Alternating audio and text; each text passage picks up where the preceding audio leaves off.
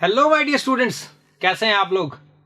और मैं देख रहा हूं कि आजकल आप चैनल को काफ़ी सपोर्ट कर रहे हैं। चैनल में सब्सक्राइबर भी आप काफ़ी अच्छे हो गए हैं, तो आप भी इसको सब्सक्राइब कर लीजिए अगर आपने नहीं किया है, और लाइक कर दीजिए। जो लास्ट वीडियो हमने देखा था बफर सॉल्यूशन का फर्स्ट पार्ट, आज हम लेंगे बफर सॉल्यूशन का सेकंड पार्ट, और उसमें बफर के बारे में सारी चीज़ें मैं रिवील कर दूंगा, बिल्कुल ठीक है ना। तो बच्चों, इसमें अपन बहुत अच्छे से काम करेंगे। तो जो भी टॉपिक आपको नहीं आता हो तो मुझे कमेंट सेक्शन में लिख दिया करो। जैसे कुछ बच्चों ने अभी लिखा हुआ है क्वांटम नंबर लिखा है, कुछ बच्चों ने, एक बच्चे ने आयुष ने एल्डोल कंडेंसेशन का लिखा है, तो मैं वो वीडियो भी उनके लिए बनाऊंगा, ठीक है। वो आउट ऑफ द रूट होगा, लेकिन ये एक सिस्टमेटिक स्टडी है जो अपनी चल रही है कंटिन्यू। तो बफर सॉल्यूशन का पार्ट फर्स्ट में हमने देखा था कि कैसे हमने कॉमन आयन इफेक्ट को क्लियर किया बिल्कुल ढंग से, ठीक है। तो आज अपन लेंगे कि बफर सॉल्यूशन कैसे होते हैं और उनका इफेक्ट किस तरह से आता है। डन। तो देखिए बच्चों, बफर सॉल्यूशन में हमने कहा था कि फर्स्ट जो टाइप थी वो था सिंपल बफर, जो कल बताया था आपको मैंने। सिंपल बफर क्या बताता है? सिंपल बफर में, सिंपल बफर में हमने कहा था कि it is a mixture of weak acid and weak base. Weak acid और वीक बेस का कॉम्बिनेशन है ये बफर, राइट। तो देखिए बच्चों, वीक एसिड और वीक बेस का बफर, जैसे मैं कहता हूं एसिटिक एसिड और NH4OH का मिक्सचर है, इसका सॉल्यूशन है ये। तो सॉल्यूशन में कौन कौन से आयन, क्या क्या होगा? तो सॉल्यूशन में कौन कौन से आयन होंगे? एसिटेट आयन होंगे, और साथ में कौन से आयन होंगे? NH4+ आयंस होंगे। ये दो आयंस हैं सॉल्यूशन में। तो अभी किस तरह से इनका बफर एक्शन होता है वो बताना चाह रहा हूं मैं, जो कि कहीं नहीं बताया जाता जनरली, ठीक है। तो थ्योरेटिकल क्वेश्चंस आते हैं तभी तो बच्चे कर नहीं पाते हैं। तो सिंपल बफर जो होता है उसमें एसिटेट आयन और अमोनियम आयन दोनों है सॉल्यूशन में। अब बफर का मतलब क्या होता है? जिसमें हम स्ट्रॉन्ग एसिड या स्ट्रॉन्ग बेस की स्मॉल अमाउंट मिक्स भी कर दें तो भी वो पीएच में चेंज नहीं होने देते हैं। These are called buffer solutions. तो यहां पर मैं अब ऐड करना चाह रहा हूं आपके लिए, देखिए बच्चों, यहां पर मैंने क्या किया, add small amount of strong acid. Strong acid मिलाया और उसको मिलाने के बाद पीएच में डिक्रीज हो जाना चाहिए था, लेकिन वो नहीं होता है। तो वो इंपैक्ट कैसे आता है, कैसे बफर एक्शन होता है, ये सब आपको देखना है बच्चों। तो देखो, small amount of strong acid क्या प्रोवाइड करेगा? सॉल्यूशन में डालते हैं H+ आयन प्रोवाइड करेगा, स्ट्रॉन्ग एसिड H+ आयन देते हैं, और वो H+ आयन सॉल्यूशन में प्रेजेंट CH3COO- से रिएक्ट करेंगे और वो क्या बनाएंगे? एसिटिक एसिड बनाएंगे। और ये एक वीक इलेक्ट्रोलाइट है और बहुत कम क्वांटिटी में बनेगा जो, और ये खूब सारा है आपके पास। तो इसकी प्रेजेंस में कॉमन आयन इफेक्ट लगने की वजह से वापस से आयनाइजेशन नहीं होगा। वापस से आयनाइजेशन नहीं होगा, इसका मतलब H+ आयन सारे के सारे एडजस्ट हो गए एसिटिक एसिड की फॉर्म में। इट मींस, तो अपन क्या कहेंगे, यहां लिख दीजिए, ड्यू टू कौन सा effect? Common ion effect. Common ion कौन सा वाला है? सॉल्यूशन में ये एसिटेट आयन सॉल्ट की फॉर्म में बहुत सारे प्रेजेंट है, तो ये आयन प्रेजेंट है, तो इसका आयनाइजेशन सप्रेस कर देंगे। कौन ion effect? Acetic acid will not dissociate again, ये नहीं होगा। तो इससे क्या होगा बच्चों? H+ आयन की कंसंट्रेशन क्या रहेगी सॉल्यूशन में? कांस्टेंट रहेगी।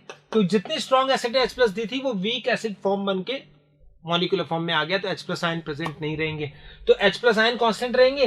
दैट्स व्हाई अपन क्या कहेंगे, पीएच सॉल्यूशन की क्या रहेगी बच्चों? कांस्टेंट रहेगी। अब सेकंड में अब आपको समझाने की जरूरत नहीं है। सेकंड अब क्या होगा बच्चों, अगर आपने स्मॉल अमाउंट किसका ऑफ स्ट्रॉन्ग बेस मिक्स किया तो OH- जो होगा वो NH4+ से रिएक्ट करके क्या बनाएगा? NH4OH बनाएगा, और इसका इस कॉमन आयन की प्रेजेंस में इसका भी आयनाइजेशन नहीं होगा वापस से, तो OH- आयन की कॉन्सेंट्रेशन भी कांस्टेंट रहेगी, H+ आयन की कॉन्सेंट्रेशन कांस्टेंट रहेगी। दैट्स व्हाई पीएच क्या रहेगी? कांस्टेंट रहेगी। This is called buffer action of buffer solution. ये एक प्रोसीजर होता है जो थ्योरेटिकल कोई नहीं बताता है आपको, तो ये आपको पता होना चाहिए। ये तो था सिंपल बफर। नेक्स्ट बफर जो है वो बात कर रहे हैं मिक्स्ड बफर। सेकंड नंबर पे आते हैं, तो हमने दूसरा लिया था मिक्स्ड बफर। मिक्स बफर में दो सॉल्यूशन बनाए थे हमने, एक तो कैसा था, एसिडिक बफर, और एक कौन सा था बच्चों, बेसिक बफर। ध्यान से देखना, एसिडिक बफर क्या होता है, बेसिक बफर क्या होता है। तो हम इनमें से ले लेते हैं एसिडिक बफर, ये ए नंबर डाल देते हैं, एसिडिक बफर। तो एसिडिक बफर में क्या होता है, ये वीक एसिड प्लस सॉल्ट का कॉम्बिनेशन होता है। वीक एसिड और सॉल्ट कौन सा? जो सेम वीक एसिड के स्ट्रॉन्ग बेस के साथ रिएक्शन से फॉर्म हुआ है। डन। तो देखिए बच्चों, इसका भी एग्जांपल लो। तो ये होता है एक acetic acid plus acetic acid का NaOH के साथ मान लो, तो सोडियम एसिटेट हो गया। ये सॉल्यूशन है। इस सॉल्यूशन में आप देखिए किस तरह से बफर वर्क करता है। तो इन दिस सॉल्यूशन क्या क्या प्रेजेंट है बताओ, देखें। In this solution acetate ion, Na+ ion, ये सॉल्ट है, सॉल्ट तो कंप्लीटली डिसोसिएट रहता है, और इन आयन के प्रेजेंस में इसका आयनाइजेशन कॉमन आयन के इफेक्ट की वजह से होगा नहीं, ये होंगे एंड CH3COOH प्रेजेंट। ये मॉलिक्यूलर फॉर्म में रहेगा। ठीक है बच्चों, तो मॉलिक्यूलर फॉर्म में रहेगा तो किस तरह से इनका एक्शन होगा इस पर बात करनी है। तो अगर हम पहली बात करें, स्ट्रॉन्ग एसिड मिक्स किया हमने, तो ये H+ जो होंगे वो किससे, सॉल्यूशन में प्रेजेंट CH3CO- से रिएक्शन करके क्या बना देंगे, CH3COH। और ये कैसा एक वीक है जिसका इसकी प्रेजेंस में आयनाइजेशन वापस होगा नहीं, दैट्स वाई क्या रहेगा, H+ आयन की कॉन्सेंट्रेशन क्या रहेगी, कांस्टेंट रहेगी, और इसलिए पीएच भी क्या होगी, कांस्टेंट रहेगी। ये तो सेम वैसा ही है जैसा सिंपल बफर में होता था। अब दूसरा वाला थोड़ा सा अलग है, तो मैं अलग कलर ले लूं ताकि आपको इसी पेज पे काम चला दूं मैं आपका। सेकंड देखिए, अगर आप स्ट्रॉन्ग बेस मिलाते हैं तो strong base provides OH- ion. अब ये OH- आयन किससे रिएक्ट करेंगे, तो बच्चों इससे तो करेंगे नहीं, माइनस है ये। बच्चों के दिमाग में आता है Na+ से करेंगे, नो प्रॉब्लम, आपके दिमाग में आया तो कराइए। Na+ से रिएक्शन करके NaOH बनाएंगे, NaOH एक स्ट्रॉन्ग बेस है, वापस से आयनाइज हो जाएगा, वापस से OH- आ जाएंगे, तो इसका तो कोई बेनिफिट ही नहीं हुआ। तो इससे रिएक्ट नहीं करेंगे बच्चों, ये किससे रिएक्ट करेंगे, मॉलिक्यूलर फॉर्म के एसिटिक एसिड से। तो मॉलिक्यूलर एसिटिक एसिड ऐसे होता है, उससे रिएक्शन करके ये तो CH3CO- बनाएगा और एक वीक वाटर इलेक्ट्रोलाइट बनाएगा। समझ में आ गया? तो ये बन गया, इसका वापस से आयनाइज नहीं होगा, दैट्स व्हाई OH- आयन की कंसंट्रेशन क्या रहेगी, कांस्टेंट रहेगी। तो POH कांस्टेंट रहेगा, तो फिर पीएच भी क्या रहेगी, कांस्टेंट रहेगी। ये आपको अच्छे से सीखना है, ठीक है। अब एसिडिक बफर के लिए मैं आपको फॉर्मूला और बता देता हूं कि एसिडिक बफर में हमें कौन सा वाला फॉर्मूला लगाना है। तो इसकी पीएच की एक हेंडरसन इक्वेशन होती है जो क्या आती है, pKa plus log of salt upon acid, ये वाला फॉर्मूला लगाना। अब इसमें क्या देखना होता है, pKa जो वीक एसिड है उसका pK निकालना होता है हमें, और बाद में क्या करना होता है, सॉल्ट की और एसिड की कंसंट्रेशन होती है सॉल्यूशन में, उससे लेना होता है। तो यहां पर देखिए मैक्सिमम बफर एक्शन, एक वर्ड ये आएगा, मैक्सिमम बफर एक्शन में क्या आएगा बच्चों, पीएच जो होगी वो किसके इक्वल होगी, pKa के।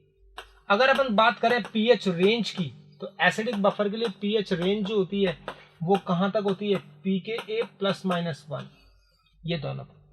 तो फिक्स है ये, इसमें बस क्वेश्चंस अपन पुट करेंगे वैल्यूज, और क्वेश्चंस को सारों को क्या कर लेंगे, सॉल्व कर लेंगे। तो इसके लिए मैं थर्ड वीडियो में इसके कुछ क्वेश्चंस कराऊंगा आपको, ताकि बफर के बारे में कोई भी डाउट आपको नहीं रहे।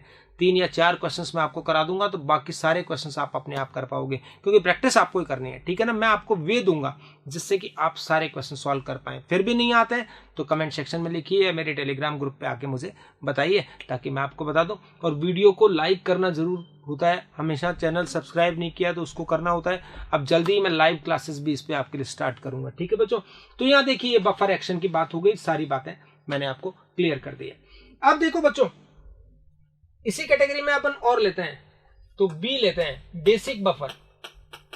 तो बेसिक बफर में एसिडिक बफर में बहुत मामूली सा फर्क है। ये किसका कॉम्बिनेशन होगा, वीक बेस और सॉल्ट का, और ये सॉल्ट होगा उसी वीक बेस के स्ट्रॉन्ग एसिड के साथ। तो चलिए इसका एग्जांपल दीजिए, वीक बेस लेते हैं अपन NH4OH, और NH4OH का स्ट्रॉन्ग एसिड मान लो HCl के साथ ले लो, तो NH4Cl, ये कॉम्बिनेशन हो गया। इस सॉल्यूशन में कौन कौन होगा, NH4+ आयन, Cl- आयंस होंगे, एंड ये NH4OH जो होगा वो मॉलिक्यूलर फॉर्म में होगा। तो इसका इंपैक्ट भी ठीक उसी तरह से समझा सकते हो जैसे अपन ने देखा था। इसके लिए अगर अपन पीएच का फॉर्मूला नहीं देंगे, पीओएच का होगा, pKb पुराना वाला फॉर्मूला एक याद कर लिया ना, पीएच था पीके, तो पीओएच होगा पीकेबी लॉग, यहाँ पर क्या था सॉल्ट की कंसंट्रेशन, यहाँ भी वही रहेगी, बस एसिड की जगह क्या आ जाएगा, यहाँ बेस आ जाएगा, यहाँ पीओएच रेंज आएगी, पीओएच रेंज क्या आएगी, पीकेबी प्लस माइनस 1, ये भी याद करना है। और मैक्सिमम बफर एक्शन में इसमें बात करेंगे तब भी वही होगा। तो बच्चों सेम है सब कुछ, तो याद करना बड़ा आसान है। पीओएच जो होगा वो किसके इक्वल होगा, मैक्सिमम बफर एक्शन में पीकेबी के। ये कुछ बातें हैं जिनके ऊपर आप डायरेक्ट क्वेश्चंस कर पाएंगे। तो ये तो इनकी बात हो गई। अब लास्ट एंड फाइनल क्वेश्चन में एक क्वेश्चन जो बहुत बार नीट या जेई या स्कूल के एग्जाम में आता है कि which of the following is a buffer, is are मतलब ऐसे। तो आपको कैसे पता लगे कौन सा बफर है, इसके लिए मैं आपको एक चीज सिखाता हूं। देखिए यहां पर मैं एग्जांपल दूंगा, बफर सॉल्यूशन कैसे आइडेंटिफाई करेंगे, तो बड़ा इजी है। देखिए बच्चों,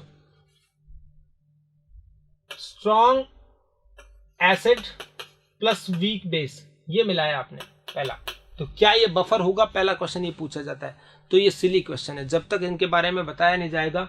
ये क्या होगा, एज अ बफर, कब जो वीक होता है उसकी क्वांटिटी ज्यादा होनी चाहिए। क्वांटिटी का मतलब है equivalent, N1V1 equals to, sorry, weak base is greater than N2V2 of strong acid. तो देखिए इक्विवेलेंट अगर बेस के ज्यादा होंगे, वीक बेस के, और एसिड के कम होंगे, तो एसिड वालों को न्यूट्रलाइज कर देगा और बाद में वीक बेस बचेगा।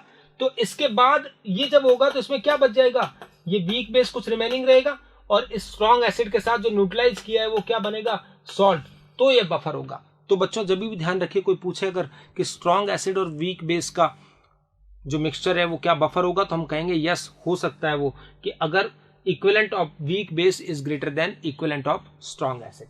सेकेंड कैटेगरी ले सकते हैं यही, कि अगर वीक एसिड और स्ट्रॉन्ग बेस है तो इसमें कैसे चेक करेंगे बच्चों, तो क्या कहेंगे, it is a buffer if N1V1 of weak acid is greater than N2V2 of stronger base। तो ये एक आइडेंटिफाई करने का बेस्ट तरीका है। अगली क्लास में अपन सिर्फ बफर के क्वेश्चंस करेंगे। तो बच्चों आप वीडियो को लाइक करिए प्लीज, ठीक है ना, और शेयर करिए, इसको मैक्सिमम लोगों तक पहुंचाइए ताकि बफर या कोई भी टॉपिक आपको प्रॉब्लम हो वो सब सॉल्व हो सके। केमिस्ट्री को कंप्लीट कराने की जिम्मेदारी मेरी है। ओके बच्चों, थैंक यू वेरी मच।